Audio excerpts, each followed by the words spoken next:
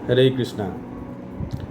आज हम चर्चा करेंगे कि हमेशा ये कन्फ्यूज़न रहता है कि सनातन धर्म में बहुत भगवान है। हम आज शास्त्रों के माध्यम से जानने की कोशिश करेंगे कि ये बात हकीकत में है कि हमारे बहुत भगवान या भगवान एक ही है।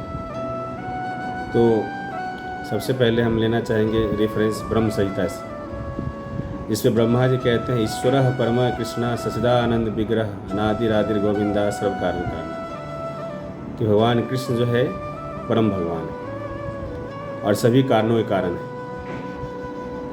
और फिर उसी ब्रह्मा जी बोलते हैं गोविंदम आदि पुरुषम तम हम भजामि। ये गोविंद आदि पुरुष है जिनको मैं भजता हूँ। और दूसरा रेफरेंस लेना चाहेंगे, शिव जी बोलते हैं कि भगवान कौन है। जब माँ पार्वती पूछती हैं कि आराधना किनकी करना चाहिए, तो भगवान शिव बोलते हैं आराधना नाम सर्वेशाम विष्णु आराधना परम तस्मात् परतरम देवी तदिया नाम समर्च। कि हे पार्वती, सभी आराधनाओं में सबसे सर्वश्रेष्ठ आराधना जो है भगवान विष्णु भगवान कृष्ण की।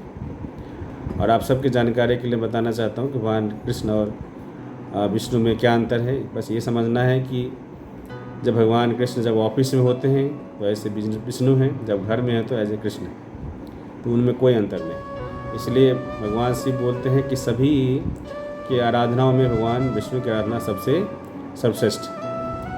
और शिव जी कोई जैसे हम लोग समझते हैं कि नहीं शिव जी तो भांग पीते हैं, गांजा पीते हैं, नहीं, ऐसा नहीं है।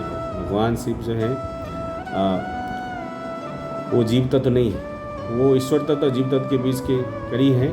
और वो ये भगवान कृष्ण के काल अवतार हैं। शिव जी कृष्ण से अलग नहीं। भगवान शिव जो है भगवान कृष्ण के तमोगुणी अवतार है। जब ब्रह्मांड को चलाना होता है तो भगवान कृष्ण अपने आप को एक्सपेंशन करते हैं, ब्रह्मा विष्णु महेश में, और ब्रह्मांड प्रवेश करके उसका मेंटेनेंस करते हैं। तो भगवान शिव का भी निर्देशन है कि सबसे सर्वश्रेष्ठ आराधना किनकी है, भगवान कृष्ण की आराधना।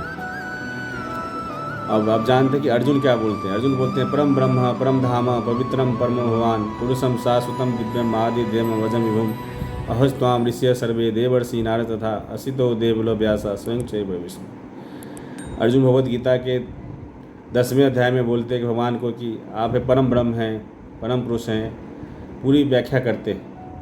और ये भी बताते हैं, कोई सोच सकता है कि अर्जुन भगवान के दोस्त थे इसलिए ऐसा हो सकता है, चाहे पुरुष के तहत ऐसा बोल रहे होंगे, लेकिन अर्जुन पूरे रेफरेंस के साथ बात करते हैं। बोलते हैं कि असितो देवलो नारद व्यास, जितने भी ये महान महाजन हुए हैं, ये सब बोल रहे हैं कि आप ही जो आदि पुरुष हैं। और जब भगवान शिव अजय शंकराचार्य भी आते हैं तो बोलते हैं भज गोविंदम गोविंदम भज मूढ़मते, कि अरे मूर्खों गोविंद को भजो, क्योंकि क्या है मुक्ति के दाता तो मुकुंद ही है। तो जैसे एक देश में एक प्राइम मिनिस्टर होते हैं, बाकी सब पोर्टफोलियो मिनिस्टर होते हैं, तो इसी तरह जो मेन हम सब के जो है सुप्रीम पर्सनालिटी ऑफ गॉड है भगवान कृष्ण। भागवतम में सुत गोस्वामी बोलते हैं कि एते चांस कला पुरुष कृष्णास्तु भगवान स्वयं, कि बाकी जितने क्या है या तो उनके कला है या तो अंश है, लेकिन कृष्णास्तु भगवान स्वयं। ये भगवत पुराण की श्रीमद् भागवत पुराण की पहले स्कंद के 3 अध्याय का 28वें श्लोक। तो आप देखा जाए तो सभी शास्त्रों में से यही कंक्लूजन निकलता है कि भगवान कृष्ण सबके सोर्स हैं। बाकी जितने भी हमारे देवी देवता हैं, चाहे शिव जी हों, चाहे गणेश जी हो, माता दुर्गा हो, ये सब के सब उनके क्या है, जैसे एक प्राइम मिनिस्टर के पोर्टफोलियो मिनिस्टर होते हैं, इसी तरह उनके सब के वो बाकी जितने देवता हमारे भगवान कृष्ण के अधिकृत, उनको एक जिम्मेदारी दी गई है, इम्पावर्ड सोल है वो भी। और जैसा हम सब जानते हैं जगन्नाथ किनको बोला जाता है, जगत के नाथ कौन है, जगन्नाथ बलदेव सुभद्रा महारानी। हम लोग पूरी में उनकी प्रार्थना करते हैं और हर जगह बहुत प्रसिद्ध रूप से हम सब भगवान की सेवा करते हैं जगन्नाथ। तो जगत के नाथ कौन है, भगवान कृष्ण। और देखा जाए तो विराट रूप किन्होंने दिखाया है, सिर्फ भगवान कृष्ण ने विराट रूप दिखाया है। और वो भी अर्जुन रिक्वेस्ट करके उसे दिखलाएं कि कोई बात भविष्य में ये न कहे कि हम भगवान हैं। इसलिए जब कोई बोले कि हम भगवान हैं तो उससे हम रिक्वेस्ट कर सकते कृपा करके आप मुझे विराट रूप दिखला दीजिए। तो हमें बोल सकता है कि जैसे अर्जुन भगवान बोले कि तुम इस आँखों से नहीं देख सकते विराट रूप को, तो मैं तुम्हें एक विशेष आँख देता हूँ जिससे तुम मुझे देख सकते हो। तो इस तरह हम भी उनसे रिक्वेस्ट कर सकते, ठीक है मैं आँखें से आपको नहीं देख सकता हूँ तो आप हमें आँख दे दीजिए। तो कोई भी शख्स यदि हमें बोलता है कि हम भगवान हैं तो उन्हें हम ये बोल सकते, ठीक है आप मुझे स्पेशल आँख दे दीजिए, मैं आप अपना और आप जो है मुझे विराट रूप दिखलाइए, मैं आपको देख सकता हूँ। तो इसलिए सबसे दुर्भाग्य की बात क्या है कि हमारे हिंदुस्तान में क्या है कि यदि किसी को बोले कि भगवान कृष्ण ही अल्टीमेट ऑथोरिटी है तो बहुत सारे लोग जो है क्वेश्चन करने लगते हैं, और उनका क्वेश्चन बिना किसी शास्त्र के आधार पे होता है। और ये हम जान लेते हैं भगवान कृष्ण अपने बारे में क्या बोलते हैं। जैसे देखिए कि कुरान में मोहम्मद साहब बोलते हैं कि I am the messenger of God, Bible में जीसस क्राइस्ट बोलते हैं I am the son of God, और भगवान गीता में बोलते हैं आई एम द गॉड। भगवान गीता के 7वें अध्याय के 7वें श्लोक में बोलते हैं मतः परतरम न अन्यत किंचित अस्ति धनंजय मयि सर्वम इदं प्रोतम सूत्रे मणिगणा एव, कि हे अर्जुन मेरे से ऊपर कोई नहीं है। जैसे एक मोती का धागा की सारी मोती उस धागे पर टिकी रहती है, तो वही धागा मैं हूँ। ये जितने भी अनंत कोटि ब्रह्मांड है सब क्या है मेरे शक्ति से एक सुचारू रूप से चल रहे हैं। भगवान गीता में पुनः 10वें अध्याय में बोलते हैं कि अहम सर्वस्व प्रभो मतः सर्वम प्रवर्तते इति मत्वा भजन्ते मां बुधा भाव संहिता। बताते हैं कि I am the cause of all spiritual thing and material thing, जितने भी भौतिक आध्यात्मिक चीज संसार है दोनों सबका कारण कौन हूँ मैं। तो हम विभिन्न शास्त्रों से ये पाते हैं कि भगवान कृष्ण क्या हैं, हम सबके परम ब्रह्म परमेश्वर हैं। और भगवान खुद भी गीता में बोलते कि अहम बीज प्रदा पिता, मैं सिर्फ ह्यूमन का ही पिता नहीं हूँ, 84 लाख यूनियन सबका मैं पिता हूँ। तो और हम लोग कौन है फिर, उसके बारे में भगवान बोलते हैं 15वें अध्याय में कि ममे वांसो जीव लोके जीव भूत सनातन मनसष्टान इंद्रियानि प्रकृति स्थानीय कष्ट, कि हम सब क्या है भगवान के अंश है। तो जिस तरह एक अंश का काम क्या होता है पूर्णांश की सेवा करना, जैसे हमारा हाथ हमारा अंश है और हमारा आँख हमारा अंश है तो हमारी बॉडी की सेवा करता है। तो इसलिए हम सब क्या है, हम सब का स्थिति क्या है, हम भगवान के अंश है, हम आत्मा हैं और जीवेरे स्वरूप है कृष्ण नित्य दास, हम सब भगवान के दास है। लेकिन दुर्भाग्यवश क्या है हम भगवान की दासता स्वीकार नहीं करते, हम माया की सेवा करते हैं, देश की सेवा, परिवार की सेवा, समाज की सेवा, सब सेवा करते हैं। भगवान की सेवा करने में मतलब ना ऐसे कि हमारा ईगो सामने आ जाता है, ये हम सबको समझना होगा। और जैसे बोला गया है कि यदि भगवान कृष्ण संतुष्ट हैं तो सब संतुष्ट है। जैसे एक पौधा है, पौधा के यदि पूरे हर पार्ट को यदि पानी पहुंचाना चाहते हैं तो आप पौधे के जड़ में पानी डालना, और यदि आप पूरे शरीर को पोषण देना चाहते तो हमें खाना मुंह से स्टोमक में डालना पड़ेगा। हम खाना कितना भी कान में सटाएंगे, नाक में सटाएंगे, तो न्यूट्रिशन नहीं मिलेगा। इसी तरह यदि हम भगवान कृष्ण की पूजा करते हैं, उनकी आराधना करते हैं, जैसा शिव जी हमें इंस्ट्रक्ट किए कि आराधना नाम सर्वेशा विष्णु आराधना पर, और भगवान शिव जो हैं सबसे बड़े वैष्णव हैं, वैष्णवा नाम यथा शंभु, सभी वैष्णवों में सर्वश्रेष्ठ वैष्णव भगवान शिव हैं। और रुद्र गीत के माध्यम से 4थे स्कंद के में भागवतम में भगवान शिव बोलते भी कि मुझे वो व्यक्ति बहुत प्रिय हैं जो भगवान कृष्ण के भक्त मुझे विशेष प्रिय, क्योंकि खुद ही वैष्णव है, खुद ही भगवान की भक्ति करते हैं। अब देखिए रामायण में कई बार ये कन्फ्यूजन हो जाता है कि भगवान राम जी भी जो है शिव जी की पूजा करते हैं। दूसरा कन्फ्यूजन होता है कि नहीं जी शिव पुराण में लिखा हुआ है कि भगवान शिव ही और अल्टीमेट ऑथोरिटी है। तो आप सबके जानकारी के लिए मैं बता देना चाहता हूँ कि भागवत पुराण में चर्चा है कि जो सारे 18 पुराण के लिखने वाले जो व्यास देव जी हैं, ये 17 पुराण लिख चुके थे, उसके बाद खुद ही दुखी थे। तो अपने गुरु नारद जी के पास जाके अपनी व्यथा बताते हैं कि मैं गुरु महाराज मैं तो बहुत दुखी हूँ। तो उन्हें नारद जी इंस्ट्रक्ट करते कि आप तक अब जितने पुराण लिखा है ना उसमें आपने परम पिता परमेश्वर भगवान कृष्ण की चर्चा डायरेक्टली नहीं किया है। आप एक ऐसा ग्रंथ लिखिए जिसमें आप डायरेक्ट उनका चर्चा करिए, सिर्फ उनमें उनका प्रेमा भक्ति कैसे प्राप्त की जा सकती है उसके बारे में लिखिए। तब उन्होंने जो है डिटेल फॉर्म में श्रीमद् भागवत पुराण लिखा, दिन उसके बाद उन्हें संतुष्टि मिली। तो जो लिखने वाले उन्हें 17 पुराण लिखने के बाद संतुष्टि नहीं मिली है, तो हम लोग एक पुराण का रेफरेंस देके बोलते कि नहीं जो उस पुराण में ऐसा लिखा है। और हर पुराण अलग अलग कल्प में अवतरित हुआ है। तो अलग अलग टाइम में क्या टाइम सेट है, चूँकि टाइम साइकिल के अनुसार से कुछ समय क्या चल रहा है, सिचुएशन चल रही है, प्रकृति का विनाश करना है या कंस्ट्रक्ट करना है, उसके अनुसार से भी चीज़ें थोड़ा अलग कल्प के अनुसार से भी डिफरेंस होता है। लेकिन हम सबको शास्त्रों के माध्यम से हमें समझना चाहिए कि भगवान कृष्ण अल्टीमेट ऑथोरिटी हैं और बाकी जितने भी देवी देवता 33 करोड़ देवी देवता जो हिंदू में सब क्या है, उनकी एम्पावर्ड सोल है। और भगवान का एक धाम है जिसे गोलोक वृंदावन धाम या वैकुंठ बोलते हैं, और एक भौतिक जगह जिसमें हम लोग रहते हैं। और इसके बारे में भगवान ने गीता में चर्चा की है कि न तद्भासते सूर्यो न शशांको न पावका यद कृत्वा न निवर्तन्ते तद धाम पर मम, कि मेरा जो धाम जो है वैकुंठ धाम गोलोक वृंदावन धाम जो है, वहाँ किसी सूर्य और चंद्रमा की कोई आवश्यकता नहीं। वहाँ क्या है, हमारे ब्रह्म ज्योति से प्रकाशित होता रहता है। और कई जगह फिर 8वें अध्याय में भगवान बोले प्रतस्मातु भावोन्य व्यक्त व्यक्तात् सनातना यह स सर्वेषु भूतेषु न सत्सु न विनश्यसु। भगवान बताते हैं कि जो हमारा जो आध्यात्मिक जगत उसका कभी विनाश नहीं होता है। ये जो भौतिक जगत की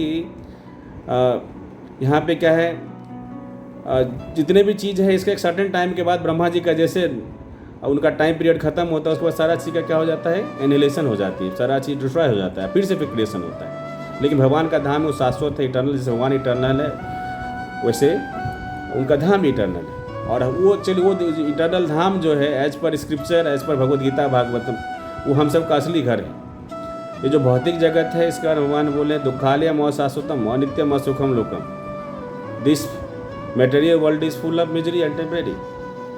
तो हम सबको ये कोशिश करना है कि हमें ये ह्यूमन लाइफ मिला है, हमारा क्या है जंक्शन। जैसे हमें दिल्ली जाना है, हम दिल्ली जंक्शन पे जा करके नहीं उतरते वहाँ पे, तो फिर हमें फिर से माले वापस आते अपने पुराने जगह पे, फिर वहाँ से आ जाएंगे। तो जंक्शन से हमेशा कम से कम 2 रास्ते निकलते। तो ये ह्यूमन लाइफ है जंक्शन। ह्यूमन लाइफ का बहुत हायर मकसद है। हमारा ह्यूमन लाइफ का मकसद सिर्फ ये नहीं है कि eating sleeping mating and defending, कि हम खाए सोए बच्चा पैदा करें और अपना सुरक्षा करें। नहीं, ये तो पशु भी करते। तो हमारा ह्यूमन लाइफ का बहुत हायर पर्पस है। यथार्थ हो ब्रह्म जिज्ञासा, हमें ब्रह्म की जिज्ञासा करनी, हमें समझना कि ब्रह्म कौन है। और आप सबके जानकारी के लिए बता देना चाहता हूँ, ब्रह्म हर चीज़ के सोर्स है, जो original source of everything is called ब्रह्म।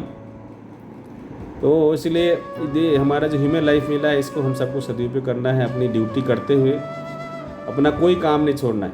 अपना जहाँ पे जिस सेवा में है आप सेवा करिए। जैसे अर्जुन की स्थिति थी, अर्जुन क्या है, युद्ध नहीं लड़ना चाह रहे थे, और वही एक रीजन था कि भगवान गीता बोले।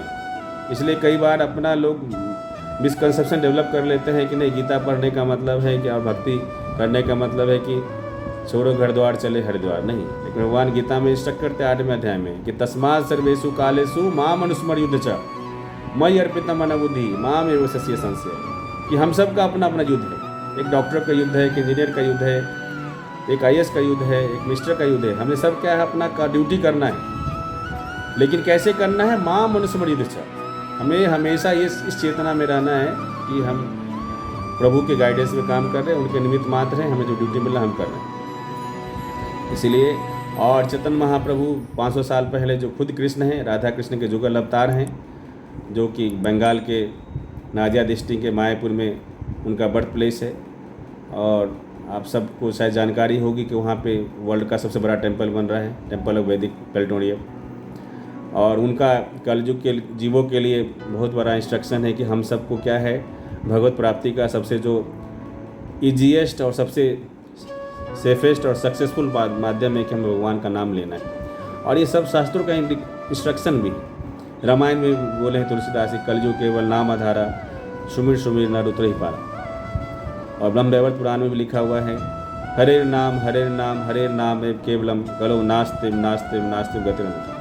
इस हरि का नाम ही लेना जो है कलयुग के लिए सर्वश्रेष्ठ उद्धार का माध्यम है। और इवन भागवत पुराण की जब उसमें भी चर्चा होती है, सुखदेव गोस्वामी बताते हैं परीक्षित महाराज को, कलिर दोषी निधराजन अस्ति एक महान गुना कीर्तना आदेव कृष्ण से मुक्त संग प्रमोद, कि हे राजन, कलयुग में तो बहुत सारे दोष है, लेकिन क्या है, एक गुण है। क्या है गुण?